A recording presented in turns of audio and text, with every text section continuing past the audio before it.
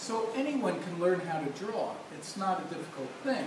In fact, as children, we all have this natural propensity for creativity. It's my belief that creativity is actually a part of our very nature. We are part of creation. We are part of this whole creative process that is going on. As much as our civilization tries to separate us from that experience, we are actually a part of it. We are part of the animals. We are part of the ecosystem. And being part of creation, I believe that creativity is within our nature. To participate within the creative process is a birthright. It's, to use a Sanskrit word, I would say it's our dharma. Dharma is often translated to mean religion, but it's actually subtler than that. It means the constitutional nature. Just like heat and light is the dharma of fire, or liquidity is the dharma of water. You can't take it away and separate it.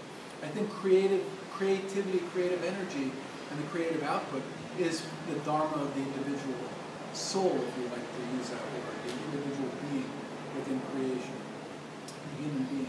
So we have this nature. You see it in children. You give them pencils, crayons, they naturally will go and draw and paint. But you know, I teach in all kinds of situations, and I go to teach drawing, say, you know, in a college situation or in a workshop environment like here at the Casa with adults. So, you know, if I go to a kindergarten class, when my son was in kindergarten, I went to teach. I said, so how many of you guys can draw? Everybody's hand goes up, right? Everybody's hand, because they're all drawing. They love to draw. I go into a college class. How many of you guys can draw? 2 or 3, 4, maybe, if you're lucky. An adult class, particularly if it's not an art workshop, if you're just going to an adult center, say, how many of you guys can draw? 1, 2, maybe. What's happened in that time? A lot, a lot. And that is a whole nother lecture. I'll tell you about that another time. But the point being is that you have this natural ability to draw. And it's very simple. We can all actually draw naturalistically, what some people like to call realism. I don't like to use that word because realism actually refers to a school of art that was developed in the 19th century by Gustave Courbet. You also have photorealism. You have different schools of realism. And also, I don't like to use realism because reality is different for each person. It's totally unique for your experience. So I would rather use the word of naturalistic observation or representational drawing, because you are, in essence, all drawing and painting, if you're drawing from nature, naturalistic, is representing. You're representing it. You're representing it to the person who's looking at your artwork. So I think that's a much more descriptive term, representational, if you're trying to draw from nature, naturalistically observed representational drawing. So anybody can learn to do that. At first it seems very difficult if you haven't been doing it your whole life. But it's a craft. It's a skill that you learn. And just like playing an instrument, if you practice the scales, if you practice these exercises that I give you, in a short time, you'll be able to draw from your observations. Now, will you be able to draw like Raphael or Da Vinci or Michelangelo? No. You'll draw like you. And that's better. Because that is the expression of your individuality. And that is what's beautiful. That's what makes art. If you want to draw like a photograph, if you want to make your drawing photographic, no offense to photorealists, but I say go take a picture and take a photograph. Save yourself a bunch of time and energy. Yes, you can. It's the skill, the craft is quite amazing, but to me it's pretty dead and emotionless. What makes work really powerful is the individual signature. That's your style.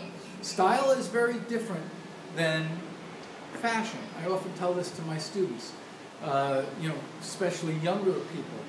I make this clear distinction between style and fashion. Style is something that comes from within you. It has to do with what reminds you of your place in the universe, what awakens you to your place and allows you to feel your center of being. Whereas fashion is imposed upon you. Fashion are those things that come from culture, from society, from the media, from religion, all these different things. They're imposed upon you. So to develop style is a very unique thing, and it is all contained within your signature. Your signature is totally your own and unique. You cannot make a mistake in making art. I only have one rule in all my workshops for all my students, and that is there are no rules. There are no rules in making art. It is of essence that you do what helps to allow you to get that creative energy flowing. You can use all kinds of tools, and artists have been using tools since they've been making art. I mean, that's a whole faux pas that people say, oh, he's projecting, or oh, he's using a grid. Well, all these different tools were used throughout history at different times as they came into invention. A brush is a tool. It's changed from using your finger to draw with, or using a stick of burnt wood. All these things, projection, etc., were tools that were added as time goes by. But artists use them. Real artists use them in their creative energy, not necessarily as aids to help them to draw better, because it's not going to. If you can't draw observationally, having a projection or a photograph is not going to make your painting better. You have to learn how to do that. I'm a strong believer in learning the art of draftsmanship, of learning to draw observationally.